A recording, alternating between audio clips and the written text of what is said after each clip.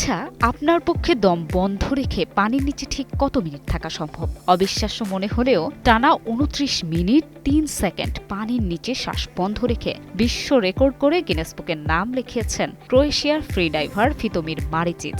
৩ metre গভীর একটি swimming পুলের তলদেশে এই কীর্তি দেখান তিনি। এর মধ্যে দিয়ে তিনি সমুদ্র সংরক্ষণের বার্তা দিতে চেয়েছেন।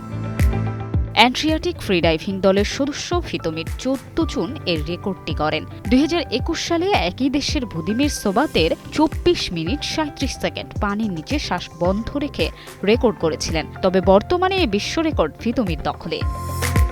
অক্সিজেন ট্যাঙ্ক থেকে একবার গভীর শ্বাস নিয়ে পানির নিচে স্থির হন ভিতোমির। পাশে ছিলেন বিচারক, চিকিৎসক সহ সহায়তাকারী দল। ভিতোমির বলেন, ২০ মিনিটের পর থেকে মানসিকভাবে বিষয়টা সহজ হয়ে যায়, যদিও শারীরিকভাবে ধীরে ধীরে কঠিন হতে থাকে। ৯ মাসের কঠোর প্রস্তুতির পর তিনি রেকর্ড করেন।